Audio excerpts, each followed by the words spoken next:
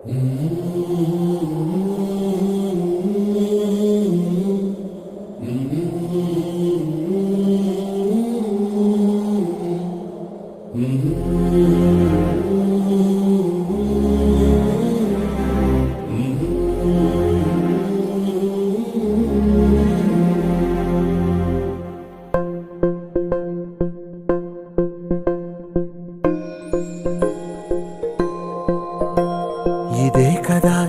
కదా నీ కథ, ముగింపులేనిదై సదా సాగదా.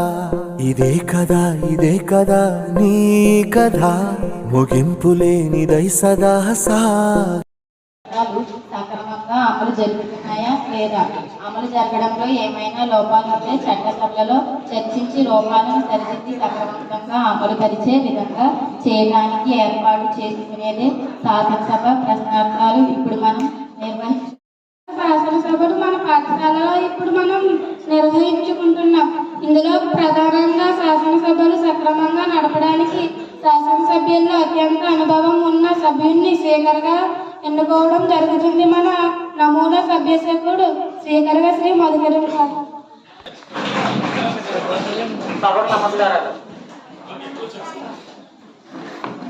ఈరోజు సభలో GST 2.0 పై చర్చ ప్రారంభిద్దాం. ముందుగా GST 2.0 వలన కలిగే ప్రయోజనాలు సభ ద్వారా ప్రజలకు వివరించవలసిందిగా గౌరవ ఆర్థిక శాఖ మంత్రి ఉమామహేష్ గారిని కోరుచున్నాను. మెరుగైన సమాజం అనే నినాదంతో మన ప్రియతమ ప్రధానమంత్రి వర్యులు శ్రీ నరేంద్ర మోడీ గారు GST 2.0 ప్రవేశపెట్టారు. అధ్యక్ష, GST 2.0 వల్ల కలిగే ప్రయోజనాలు: పేద ప్రజలకు అవసరమైన నిత్యావసర వస్తువులపై పన్ను భారం తగ్గించడం ద్వారా ప్రయోజనం కలుగుతుంది. అధ్యక్ష, విద్యారంగానికి సంబంధించిన పుస్తకాలు, ఉపకరణాలపై పన్ను తగ్గించడం ద్వారా విద్యను అందరికీ అందుబాటులోకి రావడం జరుగుతుంది. అధ్యక్ష, వైద్య రంగానికి సంబంధించిన మందులు, వైద్య పరికరాలపై పన్ను తగ్గించడం ద్వారా వైద్యం సామాన్యుడికి మరింత చేరువ చేసే పరిస్థితులు ఉన్నాయి. అధ్యక్ష, వ్యవసాయ రంగానికి సంబంధించిన అన్ని అంశాలపై పన్ను తగ్గించడం ద్వారా వ్యవసాయ రంగానికి పరిస్థితులు ఉన్నాయి. అధ్యక్ష, ధన్యవాదాలు. అధ్యక్ష, గౌరవ ప్రధానమంత్రి గారు తమ సమాజ స్థాపన లక్ష్యంగా ప్రవేశపెట్టిన GST 2.0 స్వాగతిస్తున్నాం. అధ్యక్ష, అయితే తగ్గిన పన్నులు ఖచ్చితంగా అమలు జరిగేలా చూడాలని, GST 2.0 వలన మన రాష్ట్ర ఆదాయానికి గండిపడకుండా జనాభా ప్రాతిపదికన మన రాష్ట్రానికి రావాల్సిన వాటా ఖచ్చితంగా వచ్చేలా ప్రభుత్వం చూసుకోవాలని కోరుతున్నాం. ధన్యవాదములు. అధ్యక్ష, బస్సు ప్రమాదాలు తరచూ జరిగి ఎంతో మంది చనిపోతున్నారు. ముక్కుపచ్చలారని పసిపిల్లలు అనాథలవుతున్నారు. ఎంతో మంది గాయాల పాలవుతున్నారు. దీనికి సంబంధించి చర్చను ప్రారంభించవలసిందిగా గౌరవ సభ్యులు శ్రీ ఆదిత్య గారిని కోరుతున్నాను. సంబంధించిన బస్సు ప్రయాణం వలన 19 మంది చనిపోయారు. అధ్యక్ష, చాలా మంది గాయాల పాలు కూడా అయ్యారు. అధ్యక్ష, మితిమీరిన వేగం, ఫిట్నెస్ లేని బస్సులు, నైపుణ్యం లేని డ్రైవర్లు, నాణ్యత లేని రోడ్లు, ముఖ్యంగా రవాణా శాఖ యొక్క ఔచిత్యం వల్ల ప్రమాదాలు జరుగుతున్నాయి. అధ్యక్ష, శాస్త్ర సాంకేతిక రంగాల్లో ఎంతో ఉన్నత సంపాదించిన ఎదుగుతున్న మనం రోడ్ల ప్రమాదాలను నివారించలేకపోతున్నాం అంటే లోపం ఎక్కడ ఉంది? అధ్యక్ష, ప్రభుత్వం ఏం చేస్తుంది? అధ్యక్ష, రోడ్ల ప్రమాదాలు లేని ప్రయాణం సాధించుకుంటా రోడ్ల ప్రమాదాల నివారణ కొరకు ప్రభుత్వం చేస్తున్న ప్రయత్నాలు సభలో ప్రజలకు వివరించవలసిందిగా కోరుతున్నాం. అధ్యక్ష, ధన్యవాదాలు. అధ్యక్ష, శాఖ మంత్రి వర్యులు కుమారి శ్రీ దివ్యవాస్ గారిని సమాధానం చెప్పవలసిందిగా కోరుతున్నాను. వారు చెప్పినట్లుగా ఈ రోడ్డు ప్రమాదాలకు కారణం నాణ్యత లేని రోడ్లు. అధ్యక్ష, అయితే దీనికి కారణం గత ప్రభుత్వం నిర్వాహమే అని నిర్మోహమాటంగా గౌరవ స్పీకర్ గారి ద్వారా తెలియజేస్తున్నాం. అధ్యక్ష, ఇప్పుడు ఈ విషయం గురించి పక్కన పెడితే ఈ మధ్య కర్నూలులో జరిగిన బస్సు ప్రమాదాల సంఘటన చాలా విచారకరం. ఈ విషయం కొరకు నేను మా ప్రభుత్వం తరఫున భావికరం సంభావం తెలియజేస్తున్నాను. అయితే అధ్యక్ష, ఈ సంఘటన విషయం తెలియగానే మా ప్రభుత్వం స్పందించి వెంటనే సంఘటన స్థలానికి అధికార యంత్రంతో వెళ్లి క్షతగాత్రం ఆసుపత్రికి తరలించి వారు వైద్యపరమైన సహాయ సహకారాలు అందించడం జరిగింది.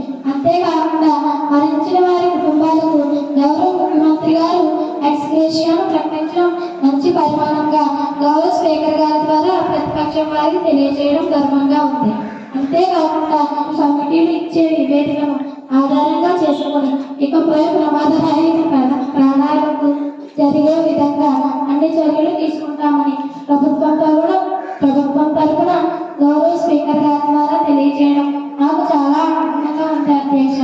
ఇంకేమైనా అభ్యంతరాలు ఉంటే ప్రతిపక్షం వారు అడగవచ్చని మనవి చేసుకుంటున్నాను అధ్యక్ష. స్పీకర్ గారికి ధన్యవాదాలు తెలుపుకుంటున్నాను. పండుగల పేరుతో బాణసంచా పేలుడు వలన కలిగే కష్ట నష్టాల గురించి చర్చ జరపవలసిందిగా గౌరవ సభ్యులు కుమారి శ్రీ వైష్ణవి గారు కోరిన మేరట వారిని ఆహ్వానిస్తూ చర్చ ప్రారంభించవలసిందిగా కోరుచున్నాను. అయితే పండుగల పేరుతో భారీ స్థాయిలో బాణాసంచా పేలుస్తున్న సందర్భాలు ఉన్నాయి. అయితే బాణాసంచా పేలుస్తున్న సందర్భంలో ప్రమాదాలు కూడా జరుగుతున్నాయి. ఈ మధ్యకాలంలో ఒక గ్రామంలో జరిగిన గ్రామదేవత పండుగలో జరిగిన సంఘటనతో ఒక 13 ఏళ్ల బాలుడు తీవ్రంగా గాయపడి తన కన్ను కోల్పోయిన పరిస్థితులు ఏర్పడ్డాయి. మరికొంతమంది గాయపడ్డారు. బాణాసంచా పేలుడుపై ప్రభుత్వ విధానం ఏమిటి? బాణాసంచా పేలుడు సమయంలో తీసుకోవాల్సిన జాగ్రత్తలపై ఏమైనా విధి విధానాలు ఉన్నాయా? ఇలాంటి పరిస్థితులు పునరావృతం కాకుండా ప్రభుత్వం ఎటువంటి చర్యలు తీసుకుంటుంది? గాయపడిన వ్యక్తులకు సంబంధించి ప్రభుత్వ పరంగా ఎటువంటి చర్యలు తీసుకుంటున్నారు? గౌరవ సభ ద్వారా సంబంధిత మంత్రివర్యులు ప్రజలకు వివరించవలసిందిగా కోరుచున్నాను. ధన్యవాదములు అధ్యక్ష. గారు బాణసంచా పేలుడు పదార్థాలపై సమాధానం చెప్పవలసిందిగా కోరుచున్నాను. గాయపడిన విద్యార్థికి వారి కుటుంబానికి తరపున ప్రగాఢ సానుభూతిని తెలియజేస్తున్నాం. వారి కుటుంబాన్ని ఆదుకోవడానికి ప్రభుత్వ పరంగా తీసుకోగలిగిన చర్యలన్నింటినీ తీసుకుంటామని అధ్యక్షుడు తెలియజేస్తున్నాం. ముఖ్యమంత్రి సహాయ నిధి నుంచి వారికి సహాయం చేయడంతో పాటు ప్రతి నెల వారికి పెన్షన్ ఇచ్చే విధంగా చర్యలు తీసుకుంటాం. భవిష్యత్తులో ఇలాంటి సంఘటనలు జరగకుండా కట్టుదిట్టమైన చర్యలు తీసుకుంటామని గౌరవ స్పీకర్ గారి ద్వారా నిషేధం విధించేలా చట్టాన్ని రూపొందించడంతో పాటు దానిని పగడ్బందీగా అమలు జరిగేలా చర్యలు తీసుకుంటామని గౌరవ స్పీకర్ గారి ద్వారా మేము ఈ సభకు అలాగే ప్రతిపక్షం వారికి తెలియజేస్తున్నాం అధ్యక్ష. ధన్యవాదాలు అధ్యక్ష. విద్యార్థుల సౌకర్యాలపై చర్చ ప్రారంభించవలసిందిగా గౌరవ సభ్యులు కుమారి శ్రీ వర్షిత గారిని కోరుచున్నారు. అందుబాటు లేని ప్రాంతాల నుండి వచ్చి ప్రభుత్వ పాఠశాలలో చేరుతున్నారు. వీరికి సమీప సాంఘిక సంక్షేమ హాస్టల్లో వసతి సౌకర్యం ఏర్పాటు చేయడం జరుగుతుంది. హాస్టల్లో చేరిన విద్యార్థులు చాలా దూర ప్రాంతాల నుండి వచ్చి చేరుతున్నారు. వారి తల్లిదండ్రులు తమ బిడ్డలను చూసుకోవడానికి ప్రతి వారం రాలేని పరిస్థితి. ఇటువంటి పరిస్థితుల్లో పిల్లలకు బెంగ కలగకుండా 3-4 రోజులకు ఒకసారి మాట్లాడడానికి వీలుగా ఫోన్ సౌకర్యం కల్పించి వారి తల్లిదండ్రులతో మాట్లాడించడం ద్వారా ఇంటి బెంగ లేకుండా చేయవచ్చు. తద్వారా విద్యార్థులకు చదువుపై దృష్టి పెట్టేలా చేయవచ్చు. అంతేకాకుండా హాస్టల్లో చదువుతున్న విద్యార్థులకు వైరల్ జ్వరాలు వ్యాప్తి చెందే రోజుల్లో ఒక్కరికి జ్వరం వచ్చినా అందరికీ వ్యాప్తి చెందే పరిస్థితులు ఉంటున్నాయి. వైరల్ జ్వరాలు వచ్చినప్పుడు అందరికీ వ్యాప్తి చెందకుండా సిక్ రూమ్స్ లేదా ఐసోలేషన్ రూమ్స్ లాంటి ఏవైనా ఉన్నాయా? లేనట్లయితే ఖచ్చితంగా సిక్ రూమ్ అధ్యక్ష. సమాధానం చెప్పవలసిందిగా గౌరవ సాంఘిక సంక్షేమ శాఖ మంత్రి గారు శ్రీ లక్ష్మణ్ గారిని కోరుచున్నాను. ఆహారాన్ని అందించాలనే లక్ష్యంతో సాంఘిక సంక్షేమ హాస్టళ్లను ఏర్పాటు చేయడం జరిగింది. హాస్టళ్లలో విద్యార్థుల ఆరోగ్యానికి సంబంధించి నెలకు ఒకసారి వైద్య పరీక్షలు చేసే విధంగా చర్యలు తీసుకున్నాం. హాస్టల్ వార్డెన్లందరికీ విద్యార్థుల తల్లిదండ్రులతో వారానికి ఒక్కసారి మాట్లాడించే విధంగా చర్యలు తీసుకున్నాము. విద్యార్థుల యొక్క ఆరోగ్య పరిస్థితులను దృష్టి అందించుకొని అనారోగ్య సమస్యలు ఉన్న విద్యార్థులను వారి తల్లిదండ్రులకు కబురు పెట్టి వైద్య సౌకర్యములు అందించే విధంగా ఏర్పాటు చేస్తాము. అవసరమైతే ఇళ్లకు కూడా పంపిస్తాము. విద్యార్థుల సంక్షేమానికి సంబంధించిన అన్ని విషయాలను జాగ్రత్తగా పరిశీలన చేసి అమలు చేస్తాం. విద్యార్థుల సంక్షేమమే మా ప్రభుత్వం యొక్క బాధ్యత. ధన్యవాదాలు అధ్యక్ష. సభ ద్వారా ప్రజలకు వివరించవలసిందిగా గౌరవ విద్యాశాఖ మంత్రి కుమారి శ్రీ పూర్ణిమదేవి వారి గారిని కోరుచున్నాను. మహోన్నతమైన లక్ష్యంతో గౌరవ ముఖ్యమంత్రి గారు నాయకత్వంలో ఈ రాష్ట్ర ప్రభుత్వం పనిచేస్తుంది. విద్యార్థులకు నాణ్యమైన విద్యను అందించడానికి మన రాష్ట్ర ప్రభుత్వం ఎన్నో కార్యక్రమాలు చేపడుతుంది అధ్యక్ష. అన్ని పాఠశాలల్లోనూ మౌలిక వసతుల ఏర్పాటు, ఉపాధ్యాయుల కొరత లేకుండా డిఎస్సి ద్వారా ఉన్నతమైన ఉపాధ్యాయుల నియామకం, తరగతి గదులు ఐఎఫ్పీలు ఏర్పాటు చేసి గుణాత్మకమైన విద్యను అందించడం, నాణ్యమైన ఆకర్షణీయమైన ఉచిత పాఠ్య పుస్తకాలు మరియు నోటు పుస్తకాలను ఎస్ఆర్కే విద్యం పథకం ద్వారా అందించడం, నాణ్యమైన రుచికరమైన పోషక విలువలతో కూడిన పిఎం పోషణ్ డొక్క సీతమ్మ బడి భోజనం ఏర్పాటు, వ్యాయామ విద్యకు సంబంధించి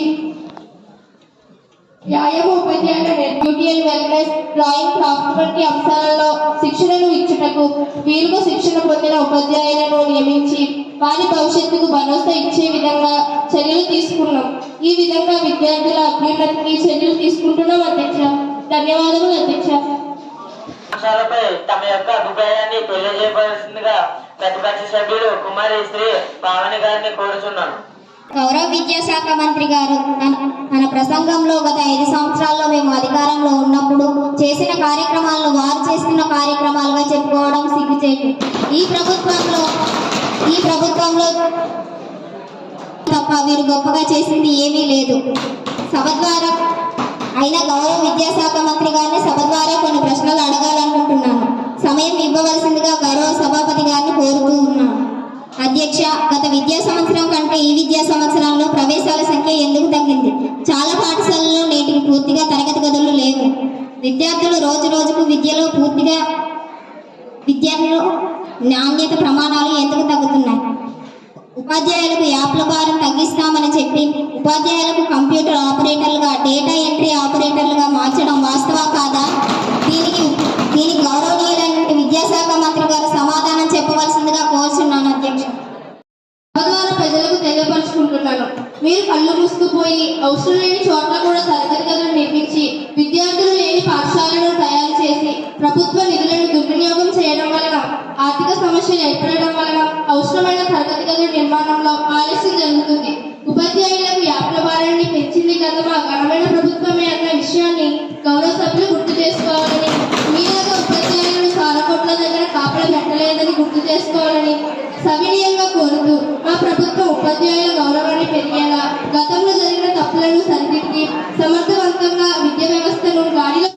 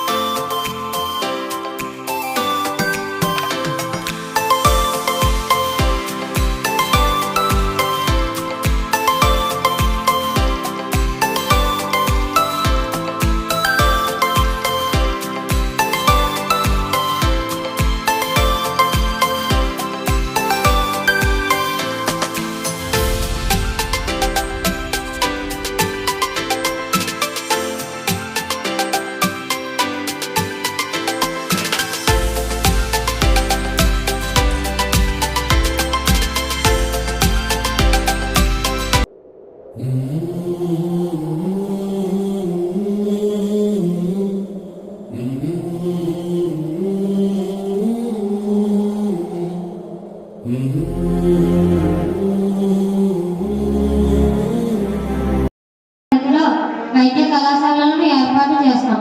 యువ పారిశ్రామికవేత్తలను తయారు చేసి పారిశ్రామిక రంగాన్ని బలోపేతం చేయడానికి స్కూల్ డెవలప్మెంట్ పథకాన్ని నిధులను పెంచుతాం.